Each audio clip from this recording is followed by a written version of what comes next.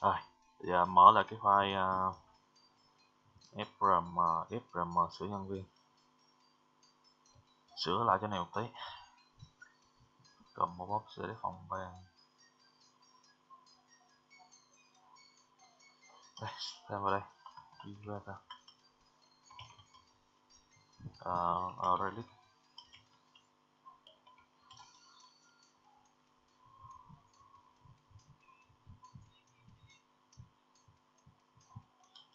CLS nhân viên, sửa phòng ban. Phòng ban. Rồi. Ồ, này khai báo rồi. Khai báo đây rồi.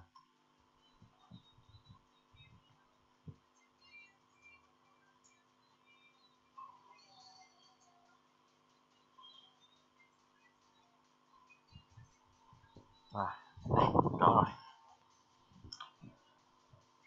Thì trong cái phòng ban này nè, sửa lại cái này. Xóa đi. Git cls chấm get mã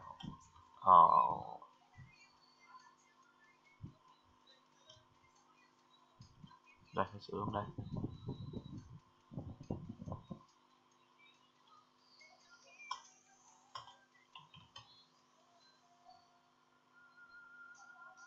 int index bằng -1.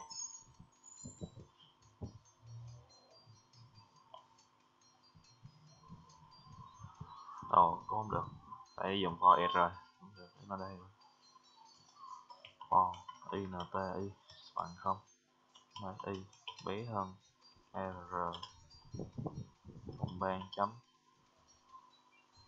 sai sao rồi, đúng rồi, sai chấm phải y cộng đồng if cls chấm get mã phòng ban là bằng rr phòng ban chấm get y chấm get mã phòng ban. Để làm gì? Bạt lại cái nãy nè, cls phòng ban chấm get slash index của y mở red ra. Chạy thử ra đúng không? Min 1 2 3.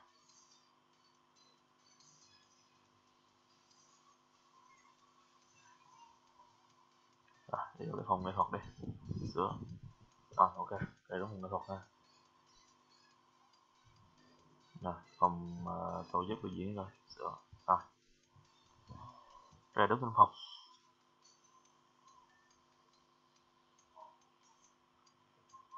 Giờ thêm chức năng là cập nhật.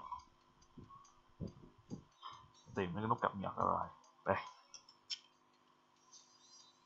Có ad rồi, có ad sự kiện Dartiner rồi.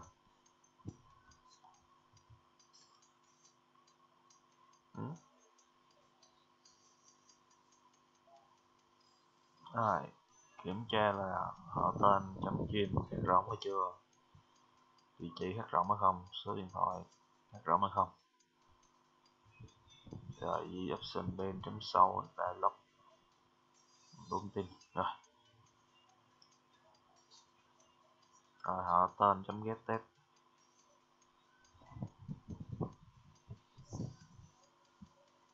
Cái này không phải là new nè, cái này là lấy hàng ở trên đây, lấy hàng này dict.cls nè, sửa lại.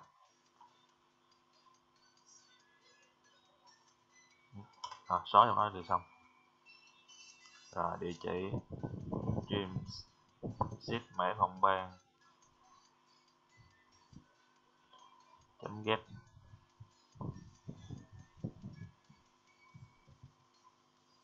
Rồi này là đúng rồi nè. Rồi đúng. Rồi nhân viên, rồi qua cái lớp xử lý nhân viên. Xử lý model, xử lý nhân viên.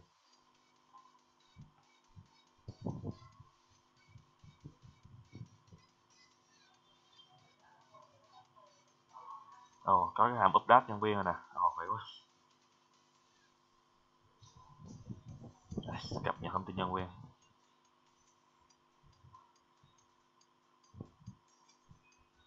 Chấm cập nhật thông tin nhân viên select như công disposer rồi. Rồi, ok. Rồi qua cái hàm main FM quản lý. Nhầm mà là FRE chứ, FRE quản lý nhân viên. Rồi tìm đến cái hàm mà cập nhật thông tin nhân viên rồi, bên này sửa đây. Rồi lấy danh sách nhân viên rồi, ok, chạy thử đi. Admin 123 quản lý nhân viên. Ví dụ giờ mình sửa cái thằng EBC đi, sửa. Rồi tên là Trần Tèo. Đúng, Trần Tèo. Rồi chỉ là rồi chức vụ là phó phòng đi, cập nhật. Rồi ok. Đây, Trần Tèo phòng nghệ thuật. Chức vụ chưa sửa nè. Chức vụ chưa sửa là sai rồi.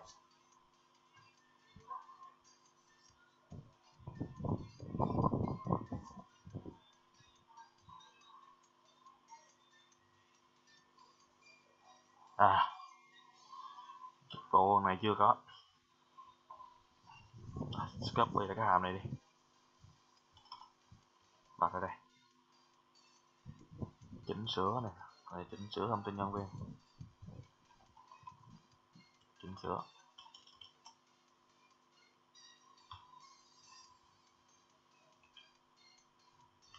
thông tin nhân viên. Rồi bỏ luôn mấy cái if này đi, rồi bỏ luôn. Đây là shift tab rồi nó lùi lại. Rồi địa chỉ global, số điện thoại.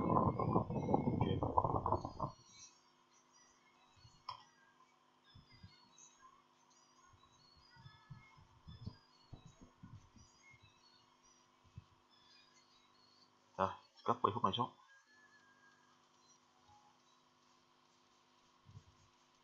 Nếu cộng bà cho đây, này chất vụ nè.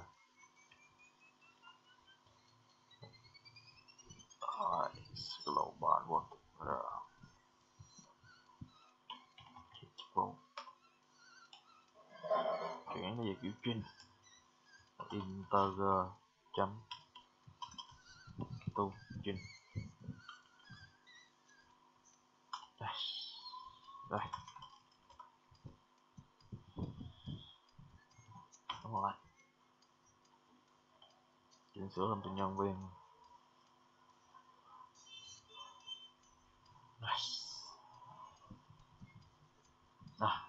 Còn thiếu chỗ này nữa, xử lý nhân viên là set họ tên bạn. Đây thêm chữ n vào, địa chỉ cũng thêm chữ n vào, trên đây cũng vậy. Rồi thêm chữ n vô lúc hiện chữ tiếng Việt không bị chấm hỏi.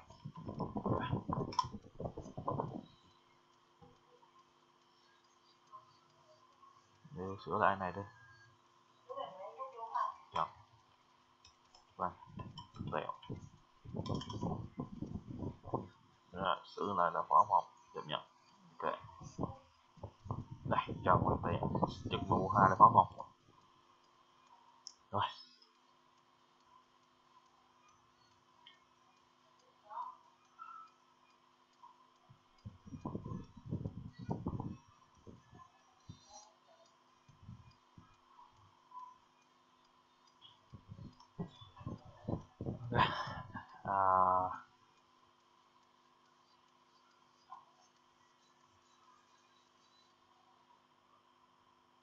sửa nhân viên. Rồi quản lý nhân viên, giờ đến lượt nút xóa. btn xóa rồi thêm chức năng cho nó. Btn xóa chấm add action listener xóa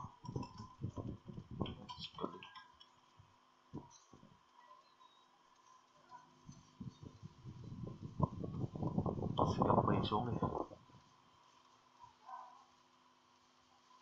Với copy hàng này, chính xác hơn.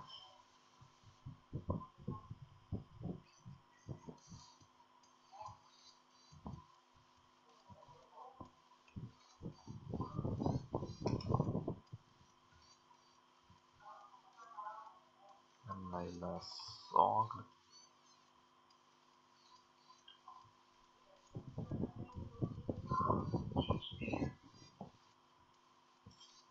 Rồi qua hàng xử lý nhân viên viết hàm xóa,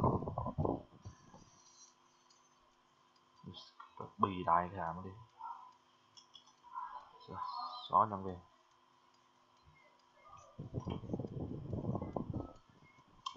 Này chỉ cần cái mã nhân viên thôi,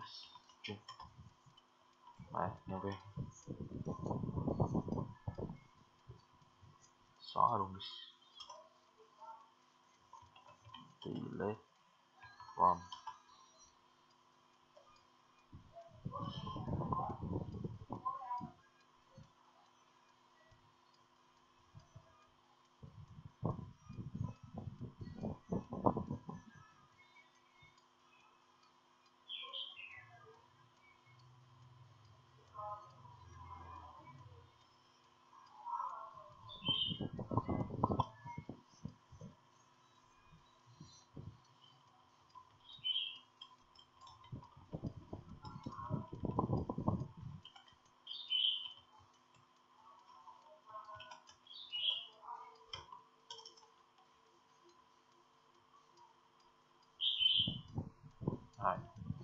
delete form nhân viên.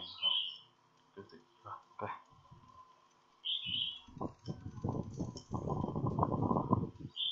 Về tài khoản bằng siêu cộng global chấm work mã nhân viên. Rồi đơn giản, xóa nhân viên rồi.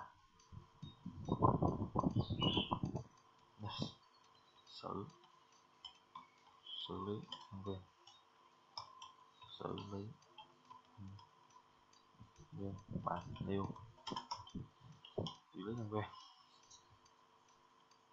Rồi xử lý nhân viên chấm xóa nhân viên.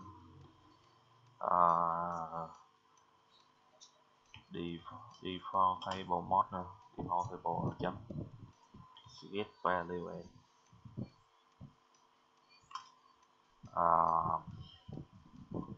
Cái này là lấy theo dòng thứ mấy cộng bao nhiêu, như dòng 1 cộng 1 hay sao, lớn không? Rồi đổi rồi. Chấm tu trinh đó.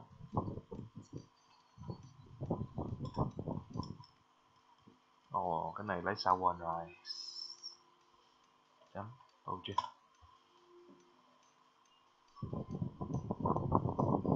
Đấy. Thử xong máu đi. Xe xóa anh không? Để thử thôi. Một lại về.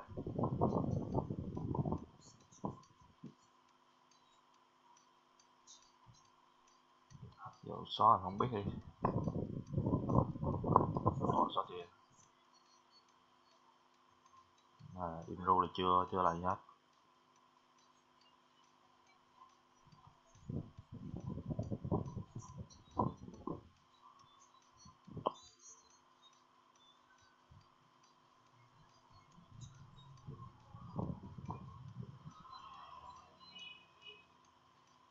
Quên phải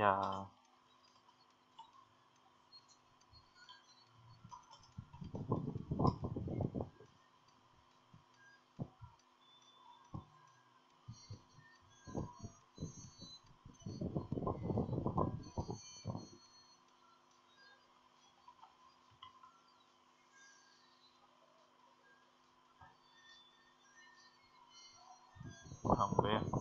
Xóa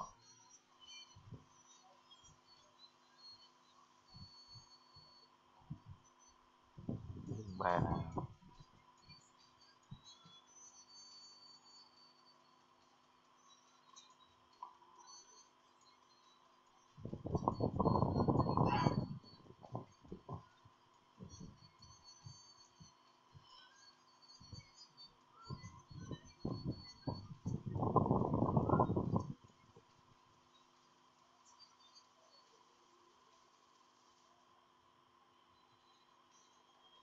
Ồ, họ lấy nhầm cột rồi. Vậy lại con này ở cột bao nhiêu? 1, 2, 3, 4.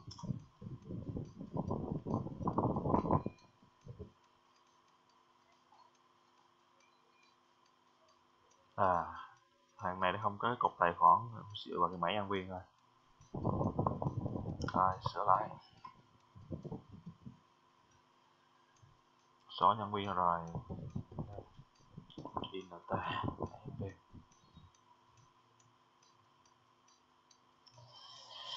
integer chấm token mã nhân viên. Sửa lại này thành mã nhân viên. Đấy. Này là không.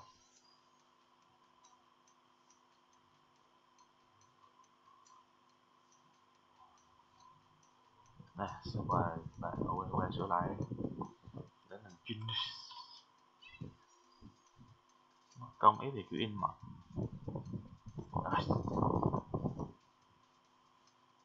Rồi, hết lỗi. Rồi, lỗi gì nữa?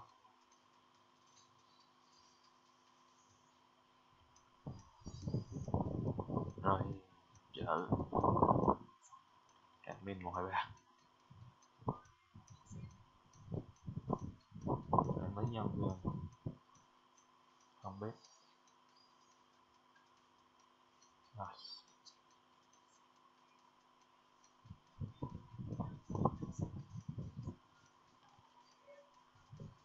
À, cái này là do mình chưa có fill lại cái table nè. Cái gì đó.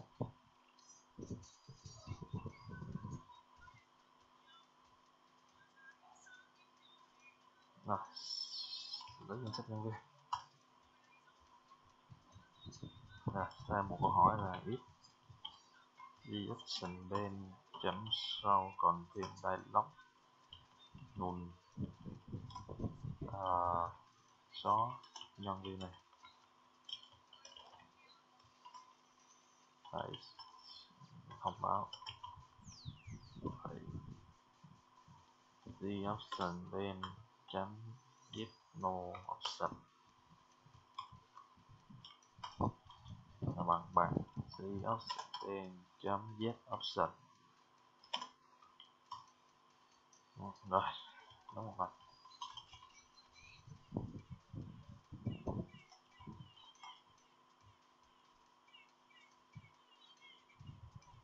Rồi, được rồi. Thông báo là xóa thất bại.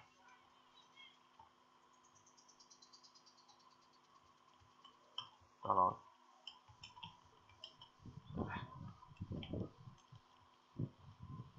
Rồi, để thử đi. Mình 1, 2, 3.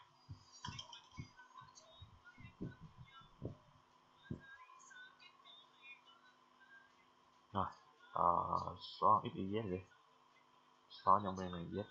Xóa là không. Rồi, ok. Mất rồi. Rồi, giờ